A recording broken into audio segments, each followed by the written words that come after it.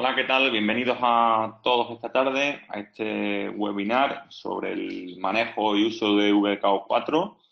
Lo primero que os pediría es si me escucháis correctamente y podéis ver la pantalla, en el propio chat que tenéis ahí me lo confirmaréis, por si hubiera algún problema antes de comenzar.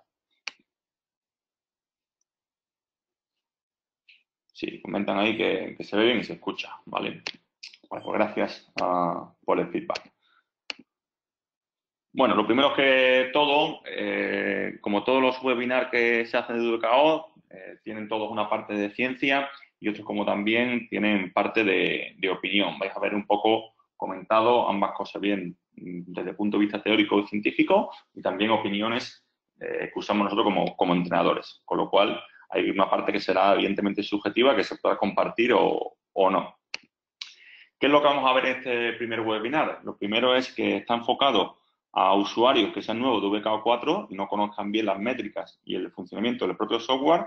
Y luego también no viene mal de repasar todos aquellos conceptos para aquellos usuarios que lleven más tiempo en el uso del software y quieran afianzar sus conocimientos. ¿Qué es lo que vamos a hacer? Primero revisar qué es el modelado de la curva de potencia y los usos que tiene, que es en lo que se basa el propio software.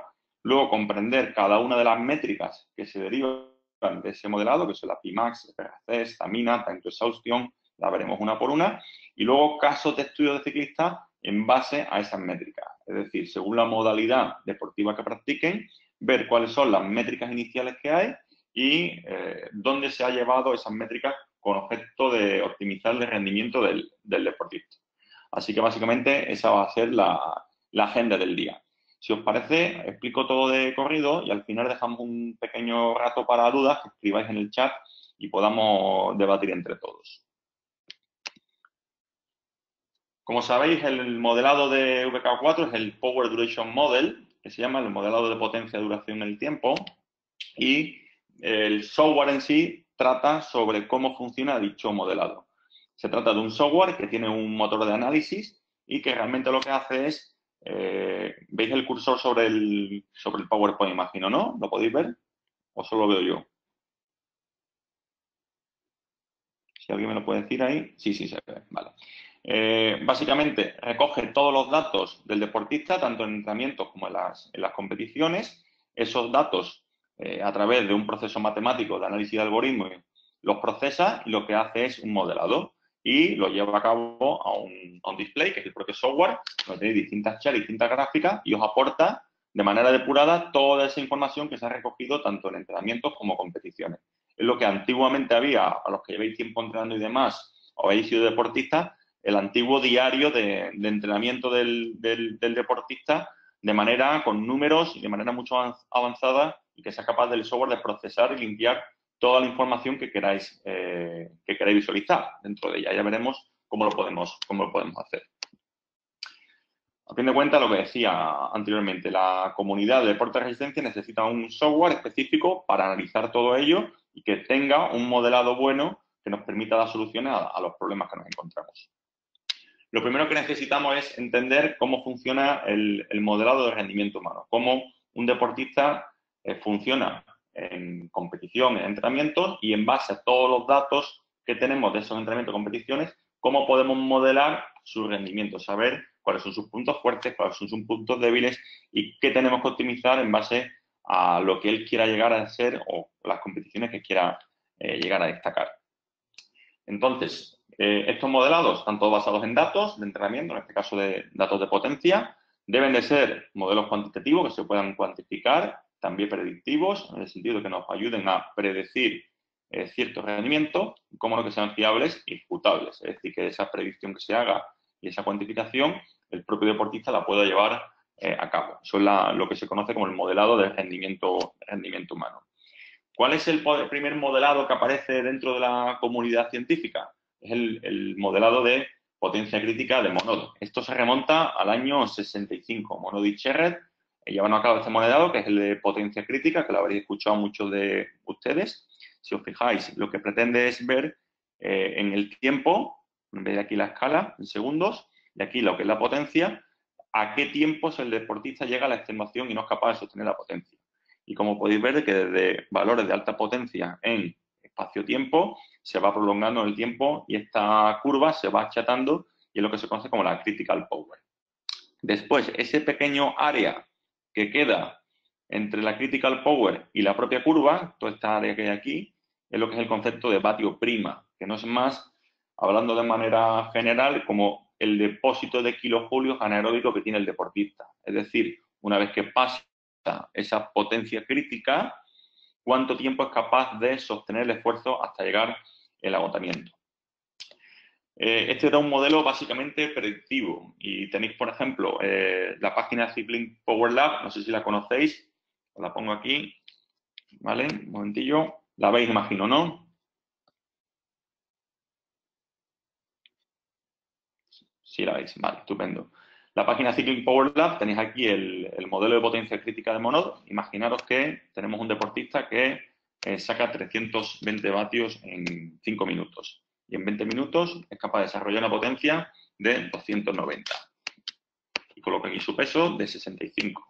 Yo le doy a calcular y automáticamente me dice que su potencia crítica son 280 vatios y su capacidad anaeróbica en kilojulios son 12.000. Y os aparece esa curva que hemos dicho anteriormente. Fijaros que es un modelo predictivo y lo que hace básicamente es, solo con dos valores de potencia, me es capaz de intentar predecir cuál es la potencia que este sujeto va a desarrollar en 30 minutos, en 40, en 50, en 60, en 3, en 4. Y podéis hacer las pruebas que queráis con deportistas vuestros, que conozcáis los valores de potencia de ellos y lo probáis. Esto era el primer modelo de rendimiento humano que hubo, que fue el de potencia crítica de Monod y Scherrer, que a día de hoy se sigue utilizando. Si sois algunos usuarios de Golden Cheetah, está basado, por ejemplo, en este modelado.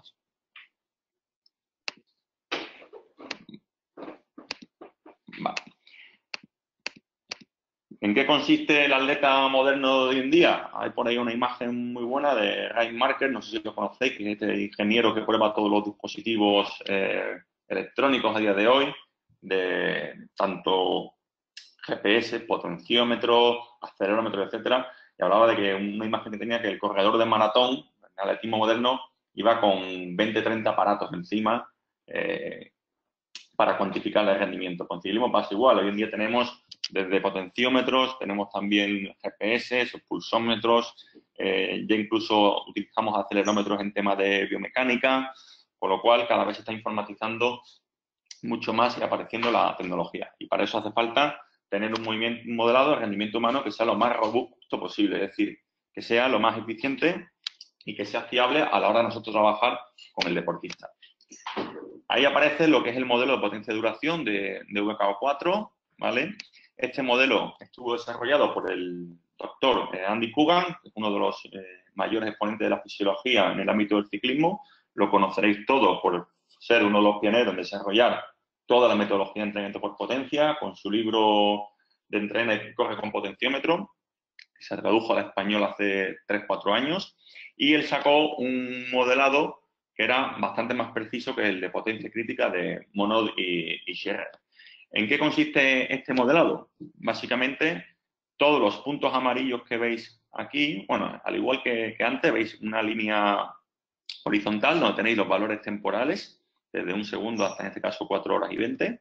Aquí en este eje vertical, los valores de potencia, y cada uno de los puntos amarillos que aparecen aquí son mejores valores de potencia para esos lapsos de tiempo, ni más ni menos. Y en base a esos mejores valores de potencia, el software realiza un modelado de la potencia del deportista, que es la línea roja que tenéis aquí. Aquí tenéis incluso para la potencia máxima, para capacidad anaeróbica o FRC, incluso el MPTP, que saca el margen de error o el margen de confianza que tiene dicho modelado en base a los valores de potencia. Fijaros que hay momentos incluso que está por debajo del modelado, otros momentos que está por encima y se van alternando. Pero por lo general siempre hay un margen de error de 1,5, 2%, ¿vale? Entonces, ¿por qué hacemos un modelado de potencia-duración? Al principio podemos pensar que la respuesta es para hacer un trabajo a la hora de predecir potencia a distintas duraciones. Eso es lo que se puede pensar y es lo que hacía anteriormente el el modelo de Monod-Cherrer. Como habéis visto, simplemente poniendo dos valores de potencia, automáticamente me saca una curva para incluso 50, 60, 30 minutos. Y es lo que hace es una predicción. Aunque esperemos que el modelado de VKO lo que pretendemos es predecir rendimiento a distintas duraciones, la respuesta es no, es totalmente incorrecta. No es el objetivo final el de predecir un rendimiento en base a distintos valores de potencia. ¿Qué es lo que intentamos con el modelado VKO4? Básicamente intentar descubrir cuál es la fisiología de ese deportista y sabiendo cómo es la fisiología de ese deportista, intentar maximizar el rendimiento de él. ¿Cómo? Sabiendo cuáles son todos los entrenamientos que el deportista ha desarrollado, tenemos su modelado, tenemos sus valores y podemos entender cuál es su fisiología, qué tipo de corredor es. Y evidentemente, sabiendo cuál es su fisiología, cómo podemos entrenarnos de manera más específica y más individual. Me explico. Imaginamos que llega a nuestras manos un deportista para que le llevemos el entrenamiento y antiguamente no sabíamos nada sobre él. Simplemente lo que le pasáramos algún cuestionario y nos diera información sobre qué tipo de corredor es, dónde le gustaría mejorar, qué tipo de competiciones quiere ir y demás. Ahora fijaros que simplemente este corredor viene a entrenar con nosotros, me voy a su modelado y simplemente me voy al año 2017. Imaginaros que el año 2017 no hubiera entrenado conmigo.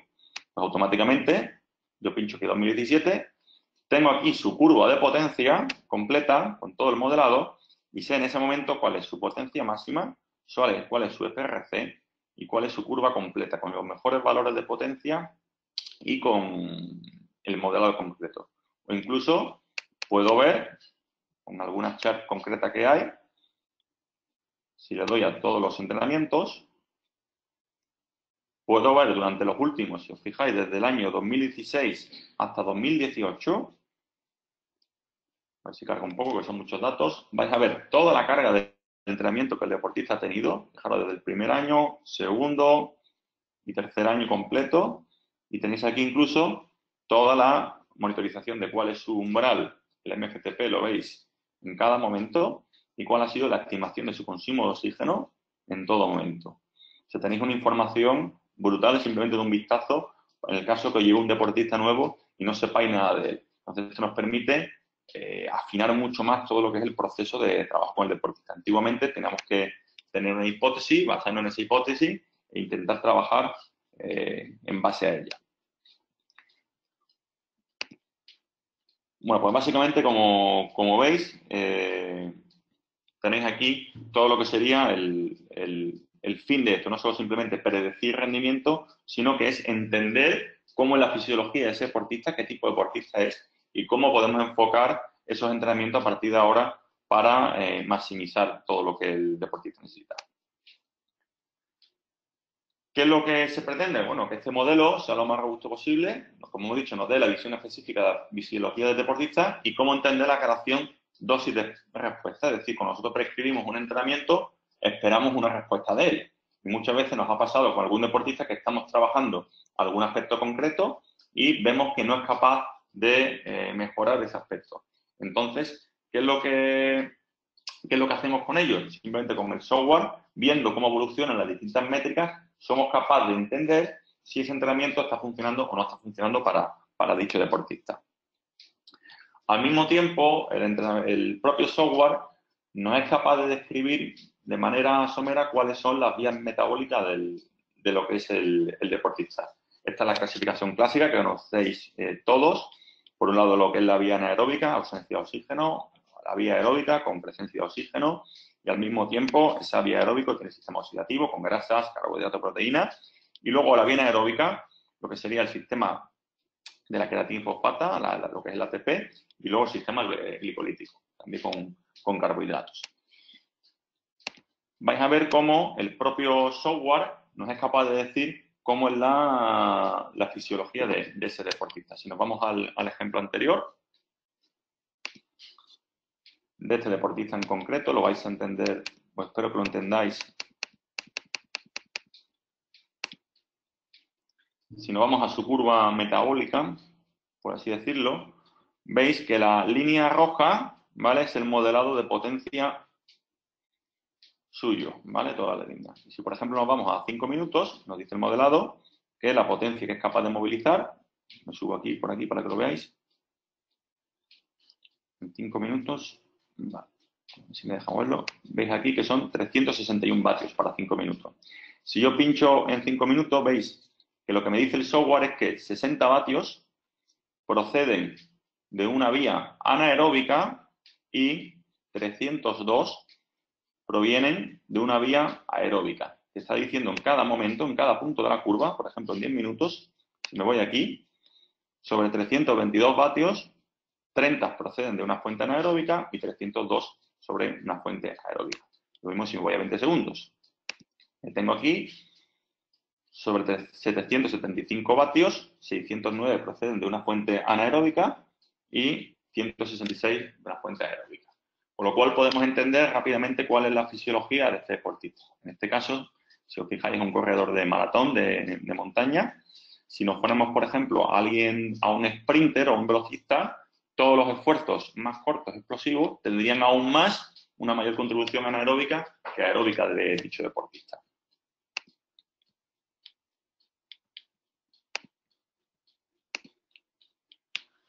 Entonces, si establecemos la diferencia entre predicción versus lo que es la fisiología, el objetivo final es estimar de la manera más precisa cuál es la fisiología histórica del deportista, es decir, tirar hacia atrás y ver cómo ese deportista está funcionando en las últimas temporadas, ver también cómo funciona en la actualidad, y eso lo que va a permitirnos a nosotros principalmente es individualizar el proceso de entrenamiento, tener una idea de cuál es su fisiología y, por otro lado, comprender cómo es el mecanismo de dosis y respuesta para ese deportista. En el segundo webinar que veremos a final de agosto, vamos a ver cómo ajustar esa dosis y respuesta de manera más precisa para la fisiología del deportista.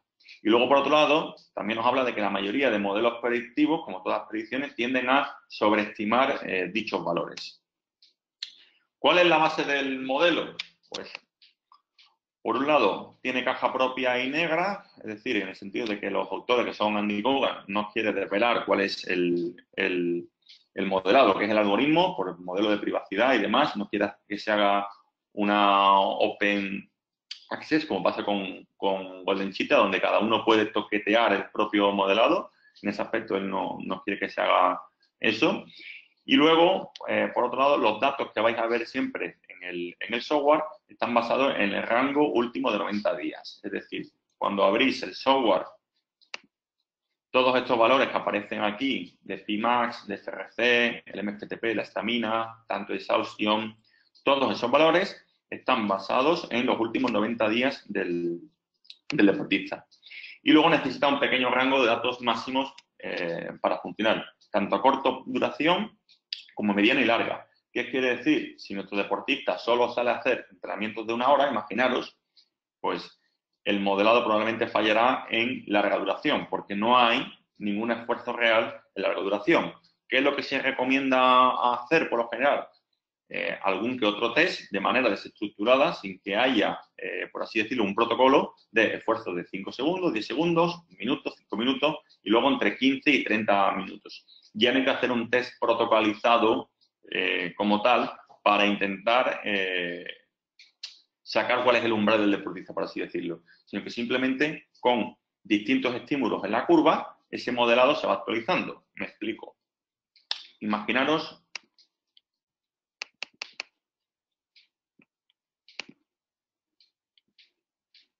que este deportista mañana asiste a una competición y aquí en 10 minutos, ahora mismo veis que tiene 327 vatios de mejor valor, saca la competición 340. Automáticamente se registran los puntitos amarillos, los mejores valores de potencia, y el modelado, la línea roja, se actualiza. ¿Qué quiere decir todo esto? Que si nosotros hacemos actualizaciones de la curva por esta parte en esfuerzo explosivo, actualizaciones de la curva por esta parte, esfuerzo entre 1 y 5 minutos, y actualizaciones de la curva entre 15 y 30 minutos, vamos a garantizar que ese modelado siempre está actualizado. En cambio, si yo tengo un deportista que solo hace entrenamientos, imaginaros de 1 hora, y solo le mandamos intervalos entre 1 y 5 minutos, probablemente toda esta parte de la curva quede desactualizada y el modelado puede fallar. Por eso la insistencia de que para que el modelado funcione, hace falta un mínimo rango de datos, tanto en corto, mediana como larga duración. y que, repito, no hace falta ya hacer 3 protocolizados, que muchas veces al deportista eso le genera cierto estrés. Y luego, por otro lado, está sujeta a GIGO, que se llama en inglés Garbage In, Garbage Out. Es decir, está sujeta a basura. ¿A qué se refiere a basura? Como sabéis, muchos medidores de potencia pueden fallar. Imaginaros que se descalibre el medidor o bien produce un pico de potencia raro de tipo 1800, 1900 vatios. Por el momento que esos datos erróneos entran en lo que es el modelado, puede afectarlo y puede fallar. Por lo cual hay que estar pendiente a que no aparezcan cosas raras. ¿Cómo voy a detectar que hay cosas raras en el modelado? Pues probablemente, fijaros, en este deportista, ¿veis los puntos amarillos por aquí arriba? ¿Vale? Esto está indicando que este valor tan separado del modelado puede ser sospechoso de que el medidor haya dado unos picos de potencia un poco extraños. Si os fijáis, está diciendo que el valor de potencia aquí en un segundo es de 1239, cosa que no es real, ¿vale? Lo dejo aquí para que lo vierais, con lo cual este tipo de datos tenéis que estar filtrándolos y eliminándolos para que no afecte el modelado. Y ahora la pregunta, ¿es preciso el modelado? Por un lado, a la hora de establecerse dicho modelado, todos los que hay en la literatura científica, que ahora veremos cuáles son, están basados en estudios de laboratorio con muestras de 12 a 20 personas. ¿Cómo funciona el modelado de VKO4? Pues básicamente, como sabéis, Andy Coogan y Hunter Allen son parte dueños de TrainingPeaks y lo que hicieron fue con todos los valores de potencia que poseían de TrainingPeaks, hicieron ese modelado. Con lo cual se garantizan que la precisión de él sea mucho mayor que otras que están basadas entre 15 y 20 personas. Aquí tenéis un ejemplo de cuál es el mayor valor absoluto de error, entre 3,2 y 2,8. Y luego comparando con otros modelos, como son el de potencia crítica de 1,10, el de 3,30, el de Lines, el de WorldSmith, el de Pinotti Graph, el de VK4, con respecto a ellos, tiene una variación de 0,3, 0,1. Lo ideal es que un modelado que fuera perfecto se fuera a 0. Eso garantizaría que será el más preciso de todos, ¿vale? Pero aún así, si comparáis con los demás modelos, sí tiene bastante consistencia. Estos son el resto de modelados. Si veis esta línea sombreada que aparece en cada uno, significaría el margen de error por arriba y por abajo en lo que es la curva de potencia de cada uno de ellos, lo que serían los valores residuales. ¿Qué quiere decir? Que probablemente gente que esté muy en los extremos, como pueden ser gente de muy bajo nivel o gente que será de un nivel élite muy profesional, pues el modelado tendería a fallar mucho más. Antes de empezar con todas las métricas que nos ofrece este modelado, lo primero que tenemos que tener en cuenta es que el cuerpo humano es un cuerpo que es el cuerpo complejo, todo el mundo no responde igual al entrenamiento y, por tanto, la respuesta a este es un fenómeno complejo. Muchas veces nos cuesta entender por qué pasan las cosas. Y para ello hace falta mirar más allá de la potencia crítica o lo que sería el FTP. Tradicionalmente, cuando empezó el entrenamiento por potencia, la mayoría de deportistas se obsesionaba con mejorar su FTP, mejorar su umbral para mejorar. Y si no tenías X vatios kilos, pues no podías ganar ninguna carrera, lo que anteriormente se intentaba ver y demás. ¿Qué es lo que ocurre hoy en día? Que con todo lo que tenemos, la información que tenemos, hay que ver un poco más de esa potencia crítica y ese FTP. Como decíamos anteriormente, el software nos va a ayudar a ver cómo es el tipo de deportista, cuál es su fisiología, y eso es lo que se va a llamar el fenotipo, el qué tipo de persona es la que estamos entrenando, y de ahí salen distintas métricas. Una es el modelado del FTP, otra es el modelado del consumo de oxígeno, otra es la FRC, que es lo que sería la capacidad anaeróbica entre comillas, si lo dejamos entre comillas porque ahora veremos por qué. Otra es la potencia máxima, otra es el modelado del tipo de fibras, si tiene más fibras rápidas o fibras lentas, el time to exhaustion, tiempo para la atenuación, y la estamina, que sería como el fondo físico. Y luego se pueden sacar otro tipo de métricas más complementarias, como lo que sería el perfil de potencia del deportista y la curva de potencia con elevación. ¿Qué es lo que es la curva de potencia con elevación? Cuando la gente entrena a altitud, por lo que es la saturación de oxígeno y demás, va a provocar, evidentemente, que que haya un cambio en lo que es la curva de potencia. Probablemente si somos capaces de mover en 20 minutos 380 vatios, a 2000 metros no seamos capaces, ¿vale? Pues simplemente tenéis incluso una chart que está destinada a rehacer esa curva de potencia en base a lo que es la altitud. Por otro lado, el fenotipo nos va a dar una clasificación no solo de cómo serían las métricas anteriormente vistas, sino de qué tipo de corredor eres. Hasta ahora lo que hay 4 tipos de fenotipos. Uno es el time trialer, que se llama, o el corredor de ritmo sostenido. Es el típico corredor que va bien tanto en escalada o bien en contrarreloj, porque es capaz de mantener un esfuerzo de larga duración durante mucho tiempo. Luego está el pursuiter, que es ese corredor que es capaz de realizar esfuerzos entre 1 y 8 minutos bastante buenos, lo que sería más acomodado a lo que es el corredor de ciclismo en pista que participa en pruebas de fondo. Luego está el sprinter, que es el corredor que tiene pico de velocidad alto. Y luego está el todoterreno, que sería el corredor o corredora que llamamos vulgarmente que no destaca en nada. Es decir, que es capaz de tener un buen pico de potencia decente, 1 y 5 minutos decente y luego un buen umbral. Aquí los tenéis, si los pusiéramos superpuestos en una curva de potencia, el sprinter es la línea azul, como veis, el que tendría mejores valores explosivos y conforme pasa el tiempo esa curva va cayendo bruscamente. Luego, el todoterreno, veis que una curva muy progresiva, no destaca en nada. El pursuiter tiene en valores prácticamente entre 1 y 5 minutos valores bastante buenos y el corredor de ritmo, conforme pasa el tiempo, va mejorando sus prestaciones. Esto no significa que el corredor vaya a destacar, ¿vale? ¿Qué quiere decir? Imaginaros que tenemos un corredor que tiene 600 vatios de potencia máxima, ¿vale? Y decimos, son pocos vatios máximos. Pero luego sus valores de 1 minuto, 5 minutos y 20 minutos son aún peores. Entonces el software lo cataloga como sprinter. No significa que sea un buen sprinter, sino que es la cualidad que le destaca para respecto a los mejores valores de potencia que tiene. Vamos a empezar ahora por cada una de las métricas que nos aparecen por aquí, desde potencia máxima, el FRC, el consumo de oxígeno modelado, el MXTP, que son las 4 principales y luego veremos el resto. Por un lado, la potencia máxima no es más que la potencia que puede ser máxima, que puede ser generada en un periodo muy corto de tiempo por parte del deportista, se medirá en vatios kilo, y está generada en al menos una revolución con ambas piernas, lo que sería una pedalada completa, es decir, hago fuerza con la derecha y luego con la izquierda. Una revolución completa, es decir, cuando ustedes miráis en vuestro GPS y veis la cadencia, pone que vais a 90 pedaladas por minuto, lo que sería una pedalada completa por parte del deportista, es lo que mide la Pimax. ¿Dónde la vamos a catalogar, la Pimax? En esta parte de la vía metabólica, todo lo que sería la generación del sistema de ATP. ¿Qué ventaja tiene la Pimax con respecto al concepto clásico de potencia máxima? El concepto clásico de potencia máxima del modelo de la potencia crítica o el de Ward-Smith y demás, se basaba en que era el mejor valor máximo en 5 segundos. ¿Qué es lo que puede pasar?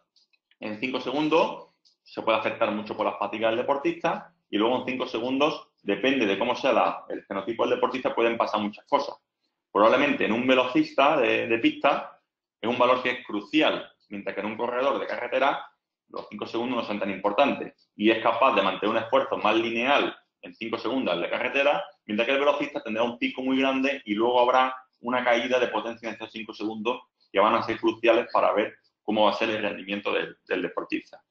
Luego, por otro lado, la revolución completa evita picos de potencia en el modelado, lo que decíamos anteriormente. Si os fijáis, aquí me hablaba para este deportista, si recordáis, que en un segundo daba el medido de potencia con 1239, mientras que el propio software nos dice que para una pedalada completa el ciclista lo que ha ejecutado son 983 vatios, con lo cual nos está intentando ahorrar errores dentro del propio modelado. Y por otro lado, lo que intentamos es que los propios dispositivos de grabación de hoy en día, como pueden ser los Garmin y demás, la tasa de registro que tiene de 1 segundo, es decir, va grabando cada segundo. Si hago un esfuerzo de 1200 vatios, probablemente la cadencia que voy a llevar sea de sobre 120 pedaladas. ¿Qué va a pasar? que son 2 revoluciones completas en un segundo, con lo cual volvemos a tener ese posible margen de error. Y luego ya si tenemos medidores tipo Stages o tipo incluso a veces 4i, donde el pico de potencia falla porque el acelerómetro que lleva la biela se vuelve un poco loco, el propio software es capaz de limpiarnos mucho más ese tipo de picos. Y luego nos aparece el problema de tiempo infinito y potencia infinita. ¿Qué quiere decir eso? Como hemos visto anteriormente, con el modelo de Monod-Scherrer, yo coloco varios valores de potencia y me saca la línea hasta el infinito. Es decir, imagina que esa persona puede seguir pedaleando en el infinito. Por el momento que le aparece el valor de Pimax, ese valor ya desaparece. ¿Qué quiere decir también con ello? Que el modelado no va a estar influido en el momento que si yo utilizo 5 segundos y el margen de error de esos 5 segundos es mayor, pues el modelado evidentemente se puede afectar mucho más. ¿Cuáles son los valores estándar que se consideran en Pimax? Pues por lo general para hombres la media suele estar en 1211 y en mujeres sobre 988. Y luego tenéis aquí los valores de desviación estándar y que se considera bajo para hombre, que se considera alto, y exactamente igual para mujeres, que se considera un valor bajo y que se considera un valor alto. Vamos al siguiente concepto, que es la capacidad de reserva funcional o la FRC, que no es más que la cantidad de trabajo total que se puede hacer en un ejercicio continuo por encima del FTP antes que la fatiga aparezca. Es decir, una vez que nosotros pasamos el FTP, ¿qué tiempo puedo estar sosteniendo el esfuerzo por encima de él sin que antes el deportista no sea capaz de seguir realizando el ejercicio? Y esta medida se mide tanto en kilojulios como o julios partido kilos. ¿Dónde lo vamos a ubicar? Pues en este punto, básicamente, lo que sería el sistema glucolítico. Y viene derivado un poco del concepto de Anaerobic Work Capacity, la AVC que vimos al principio en el ejemplo de Monod. Recordad que estuvimos viendo aquí anteriormente, cuando ponemos los valores, nos daba este valor, el Anaerobic Work Capacity, que era el área esta que quedaba aquí. ¿Cuál es la diferencia de FRC con el Anaerobic Work Capacity? El concepto AVC está basado simplemente en solo las fuentes de energía almacenadas dentro del músculo, única y exclusivamente, ¿vale? Que son estas que tenéis aquí. Mientras que la FRC es la cantidad de trabajo total que puedo hacer por encima del FTP hasta que aparezca la fatiga. Es decir, engloba todo, no solo esto que hay aquí. Como sabéis, cuando trabajan las fuentes energéticas, no empieza una, se acaba y empieza otra, sino que van todas solapadas al mismo momento. Es decir, si yo empiezo a hacer un ejercicio, no empiezo aquí, agoto, empieza este, agoto, empieza el otro. No, realmente van todas solapadas y subyacentes una con respecto a otra, como aparece en el gráfico que vimos anteriormente. Este de aquí. Si os fijáis, desde que empieza el esfuerzo, incluso en 2 segundos, veis como ya en 2 segundos hay una contribución aeróbica a ese esfuerzo. Y conforme va pasando el tiempo, esa contribución aeróbica va aumentando y la anaeróbica va disminuyendo. Pues entonces, el concepto de FRC engloba todo, no solo se centra en cuáles son las vías realmente anaeróbicas. Esto es lo que realmente sucede en la carretera. Esto lo podemos dejar más como para laboratorio. Dejémoslos ahí. ¿Cuáles son los estándares de FRC? Pues para hombres la media suele andar en 18 kilojulios, se considera como alto de 22 para arriba y bajo a partir de 13,5. Y para mujeres se considera la media sobre 13,2, valores altos de 17,2 y bajos de 9,2. Esos son los estándares más o menos para que seáis por dónde deben de moverse. ¿Cómo se convierte la FRC a vatios? ¿Qué es lo que nos interesa? Si un kilojulio son 1000 julios y un julio es 1 vatio por segundo, ¿qué quiere decir? Que cuando hago 400 vatios durante 5 segundos, ha utilizado 2000 julios. Es decir, que aproximadamente son 2 kilojulios. ¿Qué significa esto? Este deportista, si os fijáis, tiene 17,4 kilojulios. Si hicieras 5 segundos a 400 vatios, pasaría a tener 17,4 a 15,4, gastarías 2 kilojulios. Entonces, según el esfuerzo que hagas y mantengas, vais a ver cómo ese depósito de FRC se iría gastando.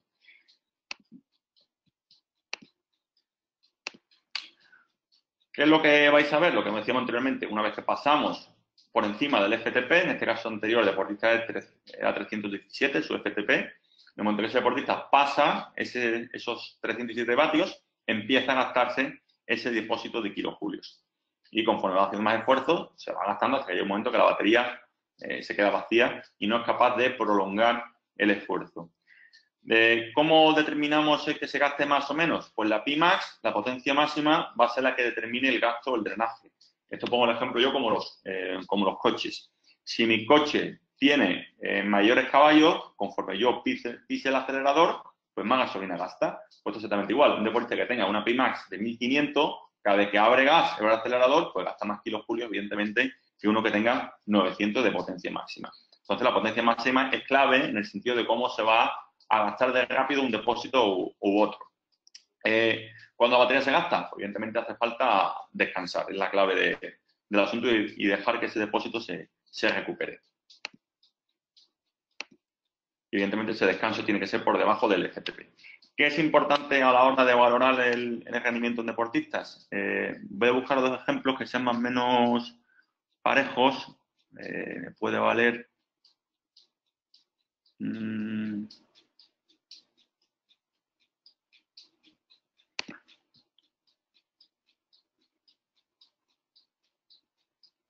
Vale, si me carga aquí. Vale, fijaros aquí un deportista que tiene, en este caso, 303 de FTP y 18 kilojulios, ¿vale? Si me voy a otro que tenga características similares, si encuentro a alguien que tenga unos 300, pero que tenga un distinto FGC para que comparéis la diferencia.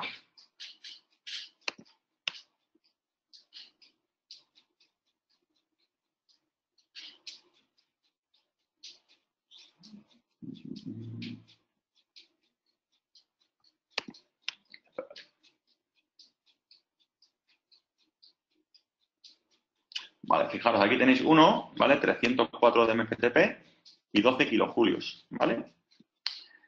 Se puede decir que el umbral de este deportista comparado al anterior es el mismo, son 300 MFTP, pero él tiene menos kilojulios. ¿Qué sucede? Fijaros, una vez que pasa el umbral, el tiempo que puede estar en la zona superior, que es la FRC-FTP, es como máximo 13 minutos y como mínimo 1,12. ¿Qué pasa en el momento que nos vamos a otro?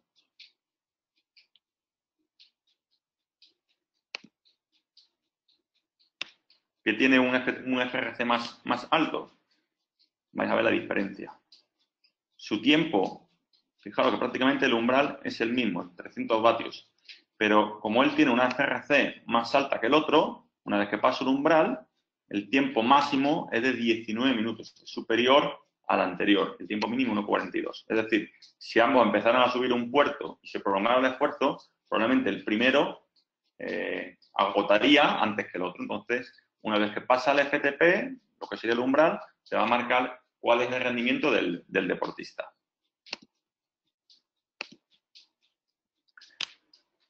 Luego nos habla del modelado del V2 Max, es decir, el propio software, en base a los valores de potencia, los valores de peso y del deportista, nos es capaz de decir qué estimación de V2 Max de consumo de oxígeno tiene el deportista en ese momento. Esta diapositiva del doctor Andy Coogan, donde nos habla de que el V2 Max nos da una información del nivel de forma física cardiovascular del deportista en cuanto a producción de ATP, por la vía aeróbica, mitocondrial, etcétera, etcétera. Y que por otro lado, el V2 Max no es necesariamente una condición para ser un atleta de alto rendimiento. Se han encontrado gente con valores de 83, 84, que son como supuestamente campeones del mundo de pruebas de esfuerzo, pero luego a la hora de rendir no rinda. Es decir, no significa que por tener un V2 máximos vayas a ganar todo. No tiene por qué ser un requisito fundamental. Evidentemente, cuanto mayor es ese valor, mayor facilidad vamos a tener para poder subir ese MCTP, ese umbral, para que el deportista rinda. Como hemos dicho anteriormente, el propio software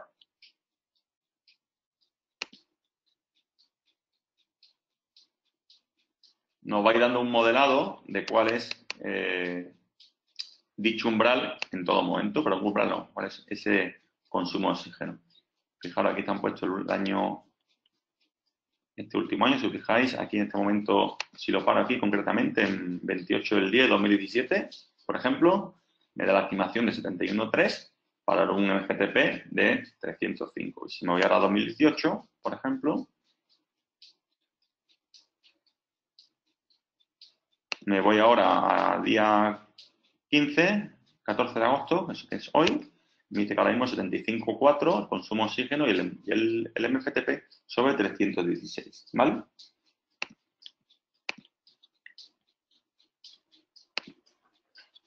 El siguiente concepto es el modelado del FTP, del Functional Threshold Power, el umbral de potencia funcional, que se considera en traducción al español. Y el MGTP no es más que la potencia más alta derivada del modelado que un ciclista puede mantener en un estado casi estable sin fatigarse. Va relacionado con todos los conceptos que conocemos sobre el MLSS, el OULA y demás. Todo lo que sea un estado estable que el deportista es capaz de mantener sin que aparezca la fatiga. ¿Dónde lo ubicaríamos? O sea, en esta parte de aquí habría una parte, evidentemente, componente tanto anaeróbico como también una parte aeróbica. Serían enlazados los dos conceptos, por eso el círculo abarca esos dos puntos. Y esos son los estándares que se consideran para tanto hombre como para mujer. La media en hombres sobre 319, en mujeres sobre 247, se considera por debajo de 265 y alto por 373. Y en mujeres, 215 como en bajo y 280 como alto. Estos son los valores en absoluto, evidentemente, no son valores relativos al peso. Sí se considera que el umbral de potencia funcional es el mayor, pero no único indicador de rendimiento, lo que decíamos anteriormente.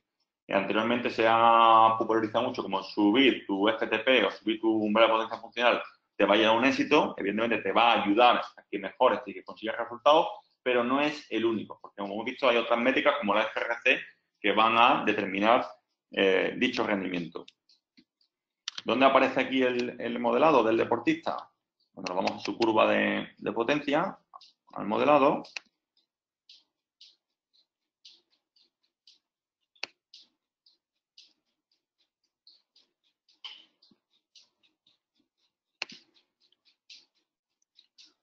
Incluso aquí lo vais a ver mejor, lo pongo un poco más grande.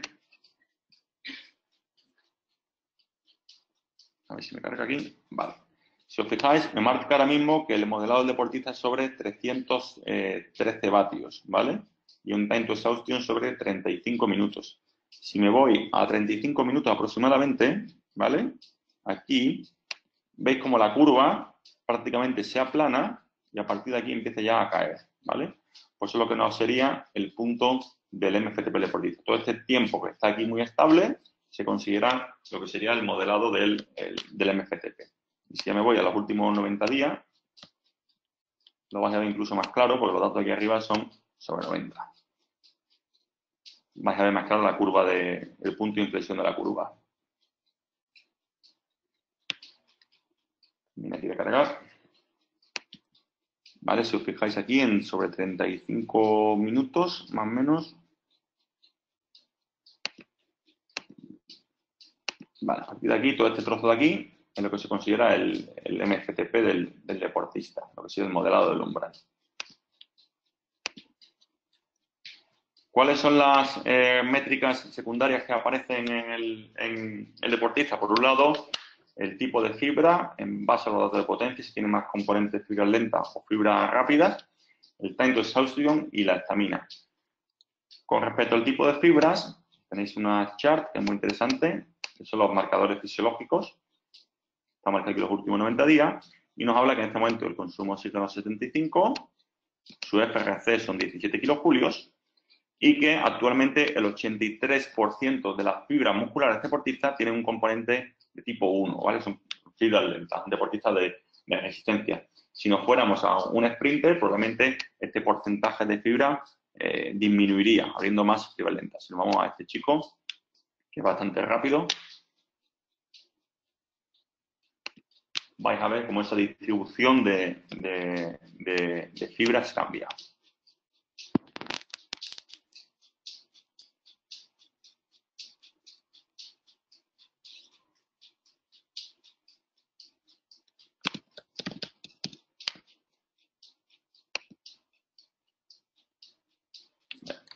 acá.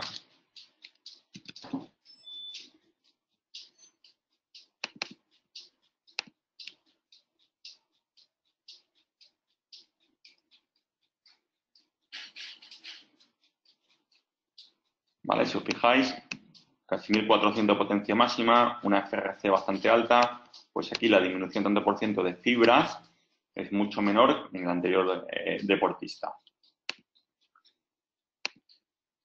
Bueno, seguimos. El time to exhaustion es la máxima duración para la que se puede mantener una potencia igual a FTP, es decir, cuánto tiempo soy capaz de mantener mi FTP sin que aparezca la fatiga. Si nos vamos de nuevo a la gráfica anterior, con el mismo deportista, para que no os liéis.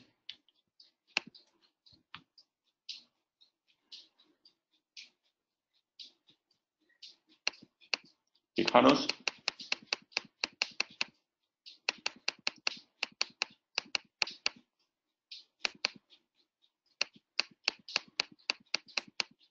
vale, tenéis aquí la gráfica. Nos dice que ahora mismo el time to exhaustion son 35 minutos. Fijaos que la curva, ¿vale? ¿Veis aquí la línea que aparece aquí? Significa que a partir de aquí la curva del modelado empieza a caer más, ¿vale? Y ese punto de corte es donde está el MFTP, que son 315, 316 vatios, y la curva empieza ya a declinar hacia abajo, empieza a caer. Pues toda esta distancia desde aquí hasta aquí, el punto de corte entre lo aeróbico y lo aeróbico, este espacio de tiempo son 35 minutos y 26 segundos. Es el tiempo que puedo mantener esos 316 vatios que marca ahora mismo como el modelado. Ahora nos dice, ¿cómo nosotros podemos mejorar eso? Tenemos dos vías. Por un lado, aumentar el FTP, es decir, nosotros lo que intentamos con el entrenamiento es levantar esa curva de potencia, o bien intentando extender el time to exhaustion, es decir, dos estrategias de mejora por parte del deportista. La primera es esta curva que veis aquí de potencia, levantarla hacia arriba, es decir, cuanto yo más la levanto, más potencia soy capaz de generar a umbral, o bien esta línea de aquí, extenderla en el tiempo, más tiempo soy capaz de estar aquí. O bien podemos intentar hacer ambas cosas, aumentar esa potencia y al mismo tiempo aumentar ese tiempo para la extenuación. Fijaos, si comparamos aquí año 2017 con respecto al 2018, vais a ver cómo se ha conseguido tanto levantar esa curva como extenderla en el tiempo. Vais a ver la diferencia. Fijaros, la curva roja que veis aquí es la potencia en el año 2018 y la curva amarilla es la de 2017. Fijaros que la potencia roja está por encima de la amarilla, es decir, la potencia a FTP ha subido hacia arriba, lo que decíamos anteriormente, hemos mejorado su umbral subiéndolo. Y al mismo tiempo, el deportista ha pasado de 36 minutos en 2017 a un momento determinado de temporada de 2018 hasta 1 hora 3. Fijaros que ha pasado desde aquí, que se encontraba en 36 minutos, hasta 1 hora 18. Con lo cual, se ha subido la curva y al mismo tiempo se ha aumentado el tiempo que el deportista es capaz de estar a esa intensidad.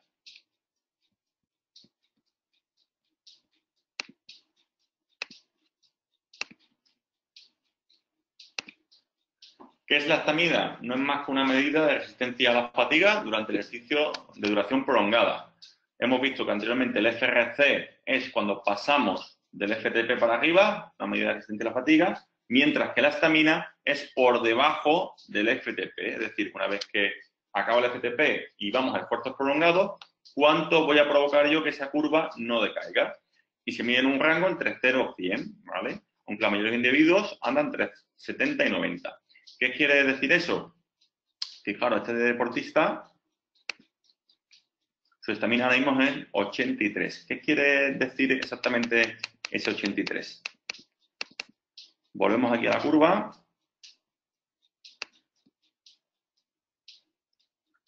Vale, fijaros que una vez que pasamos esos 35 minutos que aparece ahora mismo en time to exhaustion sobre aquí, ¿vale? la curva de potencia, evidentemente, con el tiempo va cayendo. Pues según sea esa caída, tendré mejor estamina o peor. Deportistas que son muy resistentes tendrán una menor caída en el tiempo, será menos acuciada la pendiente. Mientras deportistas que tengan una peor estamina, esta caída será mucho mayor en el tiempo. Eso que nos mide es un poco cuál es el fondo físico del deportista y, por otro lado, cuál es el nivel de eficiencia que tiene a largo plazo. ¿Qué pasa con la estamina? Que por un lado el coste es alto, hace falta entrenar mucho tiempo, muchas horas, mucho trabajo de calidad con objeto de mejorarla en el tiempo, pero a la hora de lo que sería el rendimiento del deportista en deportes de fondo es fundamental, ¿vale? Aquí habéis señalado que sería esta caída de la potencia en el tiempo. Vamos a ver ahora casos distintos de estudios donde podemos utilizar las métricas para monitorizar si ha habido mejora o no por parte del deportista. Para eso volvemos al cuadro anterior, nos basamos en una visión 360 grados del atleta. Tenemos aquí el fenotipo con las métricas P-Max, FRC, modelado V2 MCTP, estamina, time to exhaustion y el tipo de fibra. ¿Qué es lo que vamos a intentar? Ver por un lado cuál es la respuesta específica del deportista al entrenamiento, cuál es el coste que va a tener y, por otro lado, intentar alinear la demanda de la competición con el rendimiento. Y vamos a comprender mejor cómo funciona el atleta. Fijaros, para entrenamiento de un sprinter, ¿qué nos vamos a centrar de todo su fenotipo? Pues, evidentemente, mejorar su P-Max y mejorar su FRC, es decir, una vez que aumente la intensidad por encima del umbral, sea capaz de mantenerla lo máximo posible. ¿Qué va a tener de coste? Pues evidentemente va a tener un coste en el time to exhaustion, va a tener un coste incluso en el umbral y va a tener un empate, vamos a hablar ahí, en el consumo de oxígeno. No se va a ver afectado. Pero evidentemente el que mejoremos una serie de cualidades, en este caso de un perfil más anaeróbica, va a tener un coste en aquellas actividades que sean más aeróbicas. Fijaros, si trabajamos para mejorar la P-Max, podemos monitorizar de que antes movía 1.375 vatios, después de un proceso de entrenamiento pasamos a 1.500, había una buena mejora. Y que en FRC pasa el deportista de 15,5 kilojulios a 16,8 kilojulios. Es decir, podemos medir que lo que estamos haciendo está funcionando para que ese deportista evolucione a lo que quiere llegar. ¿Cuál es el coste? ¿Qué decíamos? Time to exhaustion y el umbral. Cuando me centro en trabajar aspectos muy anaeróbicos, evidentemente te puede tener un coste a nivel aeróbico. Entonces, imaginaros que trabajamos con un sprinter de carretera y ese sprinter de carretera, para poder sprintar, antes tiene que llegar. Y para llegar probablemente, este también es importante. Con lo cual, ahí está la virtud del entrenador o el arte del entrenador a la hora de prescribir entrenamiento para que ese coste quede igualado lo más posible. Otro ejemplo, corredor de criterium de un día o que compite en clásicas, pruebas de solo un día. ¿Qué nos va a interesar para ese deportista? Por un lado, mejorar el consumo de oxígeno, probablemente, mejorar o al menos mantener su umbral y mejorar la capacidad anaeróbica. Porque en ese tipo de pruebas, por lo general, lo que se hace son esfuerzos duros y mantenidos de 3-4 minutos, descansa, esfuerzos duros y mantenidos 3-4 minutos, ¿vale? Con lo cual, esas son las dos métricas que debemos centrarnos a la hora de trabajar. ¿Cómo lo monitorizamos? Fijaros, la P-Max más o menos se mantiene antes y después. La FRC del deportista pasa de 15,5 kilojulios a 19,8 kilojulios y el consumo de oxígeno pasa de 65,1 a 66,8. Y luego el MFTP más o menos se mantiene y el time to exhaustion disminuye como consecuencia de haber trabajado sobre todo el FRC. Es decir, vamos a monitorizar cuáles son las métricas clave para que el deportista mejore en la prueba objetivo. Ejemplo de corredor de mountain bike, compiten en rally. ¿Cuáles son las métricas que me van a interesar? Exactamente igual que antes.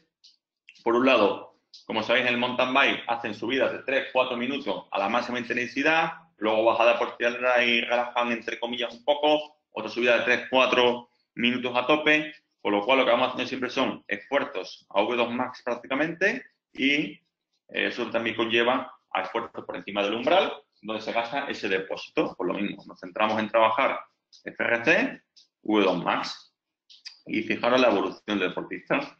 Valor de P-Max antes y después se mantienen de FRC de 15,5 kilojulios pasan a 19,3 kilojulios y el V2 Max aumenta de 65 a 67.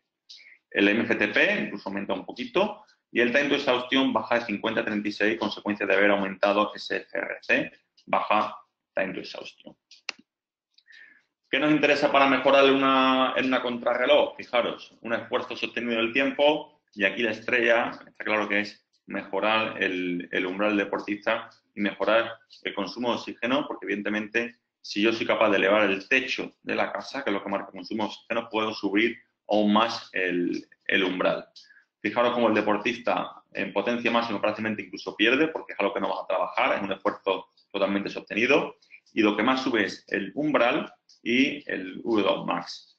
Y luego el FRC sube ligeramente, consecuencia de la subida del MFTP y del V2 Max, y el time to exhaustión pasa de 50 a 40 minutos. Fijaros que aquí dice, bueno, ahora puedo sostener el umbral menos tiempo, ya, pero puedo ir más rápido que antes también. Hay que balancear una cosa con la otra. Bueno, pues ahora sin más, preguntas que queráis hacer, quedo a vuestra disposición y preguntáis. Aún así hay preguntas aquí que voy viendo. Pregunta aquí Edgar. Sí, a ver, que lo he explicado antes. Los datos que hay son de potencia en valores absolutos, no relativos. Cuando entramos en altura, probablemente, David, por todo lo que es saturación de oxígeno y demás, baja esa potencia, ¿vale? Tienes un par de estudios por ahí, puedes encontrar los papers donde te habla y describe esa caída de potencia por el entrenamiento en altura. Pregunta aquí, estándar de Pimax. El triatleta no sé decir, eso está mezclado tanto triatletas como lo que son ciclistas. Son datos de todo el mundo mezclados, ¿vale? En el FRC, Pablo, no tiene relevancia el peso. Es un valor absoluto en kilojulios, simplemente, y puede haber una persona muy pesada con mucho FRC y una menos pesada con menos FRC y al revés, ¿vale? Por lo general, Chema pregunta ahí que cuando estimas a qué porcentaje sería incidir sobre el V2 Max porque el FTP está elevado. Siempre que veáis que el FTP está sobre un 83-84% del V2 Max, tenéis que entender que el V2 Max en ese momento está limitando la crecida del FTP. Entonces lo que interesa es trabajar ese V2 Max para que mejores. Os pongo un ejemplo de la pregunta de Chema que es interesante. Fijaros, pongo aquí la aerobic tracking.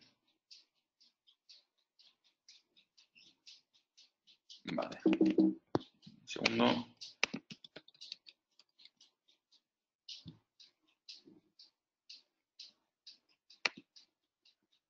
Aerobic tracking.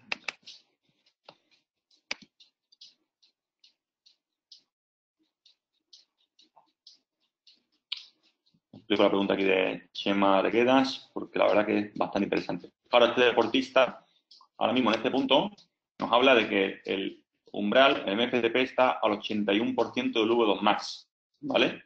¿Qué pasaría si este porcentaje estuviera al 83, 84, 85?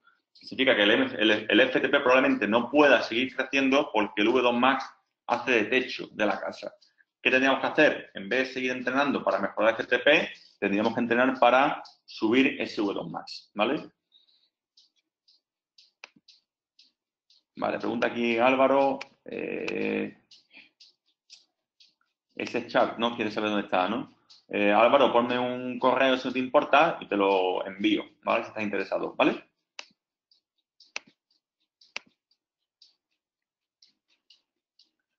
Tú piensas, pregunta aquí Víctor, que para triatletas de corta distancia, ¿en qué deberíamos incidir? Yo para corta distancia, ya sea sprint o olímpico, ¿qué es importante? El FRC, la Pimax, para mí, porque realmente van mucho tiempo a rueda, lo que son el grupo, y luego lo que notas son, cada vez que lleva una rotonda o un giro, ese cambio de ritmo y ese gasto por encima del FTP, baja, vuelve a gastar por encima del FTP, descansa, etc. Yo lo que incidiría para un triatleta de sprint y de olímpico. Pregunta aquí Francisco Tomás, dice, un buen corredor de nivel 53, ¿a cuánto debe tener su FRC? Corredor de Criterium y vuelta. A ver, es que depende. Para un corredor de Criterium, lo que te interesa más es subir el FRC, ¿vale? De tipo de 20 kilojulios para arriba. Para una vuelta, sobre todo si hay subidas, te interesa más mucho mejorar el MFTP y sobre todo la estamina, ¿vale?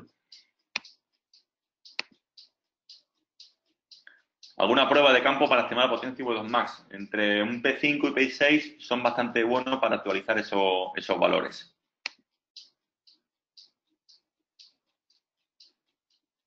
Sí, sí, eso lo pregunta Juan Fernández si el porcentaje del MFTP con respecto al V2 Max lo modela el propio software, si lo modela.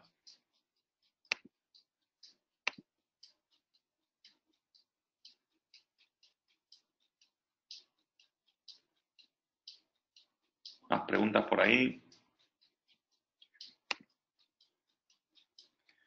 Posibilidad de listado. Hombre, es complejo hacer un listado de chart para eso. En breve en Custom for Us vamos a sacar un curso para ello, para ver cuáles son todas las charts más utilizadas. Más preguntas que tengáis por ahí.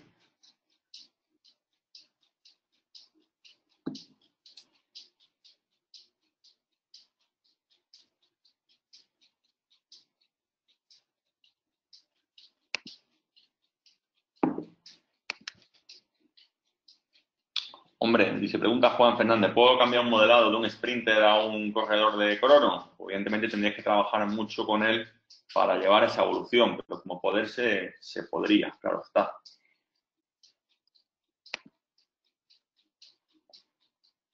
Para mejora de FTP en ciclistas de nivel, ¿debemos trabajar siempre por encima? No te entiendo la pregunta, Francisco Tomás, no te entiendo.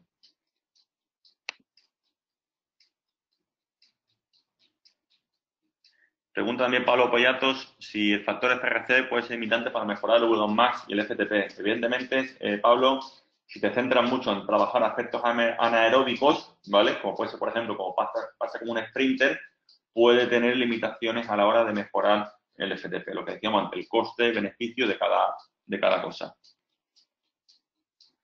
Por cierto, la presentación la podéis descargar, lo tenéis ahí en el panel de control, documentos, tenéis ahí para descargarla, ¿vale?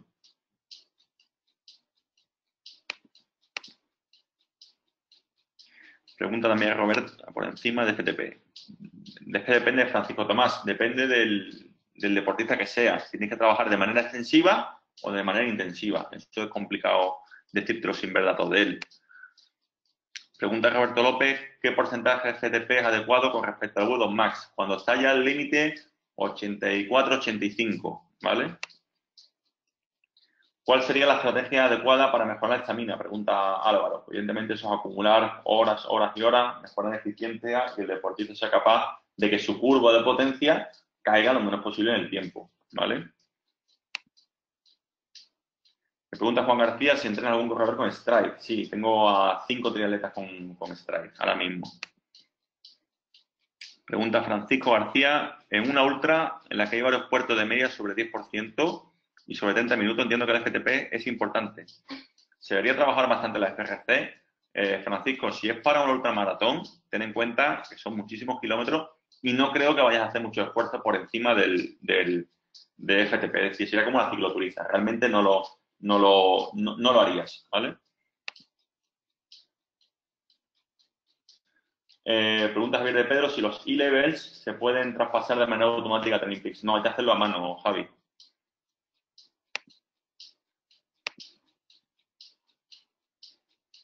Pregunta por aquí Eugenio, para cálculo de talento de exhaustión hay que mantener la potencia todo momento en FTP, es decir, durante un par de pedaladas cae en el instante de vatios, ya deja de contar tiempo mantenido para FTP. No, Eugenio, a ver, el modelado del talento de exhaustión lo hace en base a tu FRC y en base a tu FTP, ¿vale? O sea, porque deje de pedalear un par de minutos ahí no va a pasar nada, ¿vale?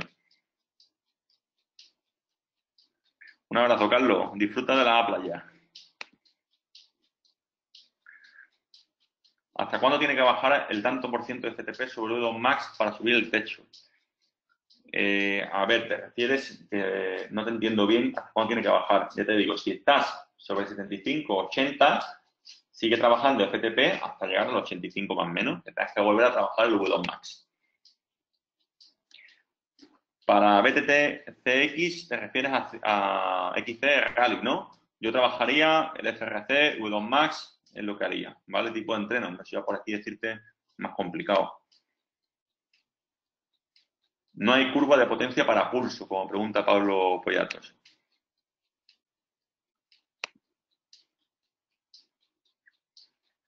Pues para mejorar el V2 Max, lo normal, puedes echar un ojo a un webinar que hay por ahí muy interesante de Think Music, de cómo construir la resistencia a la fatiga. Ahí tienes bastantes tipos de entrenamientos. Incluso hay otro de Dean Golich en el canal de TwinPix, exactamente igual.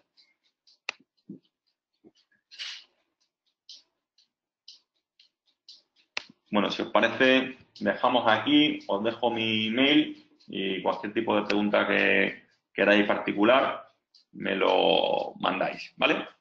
Así que nada, gracias a todos por asistir.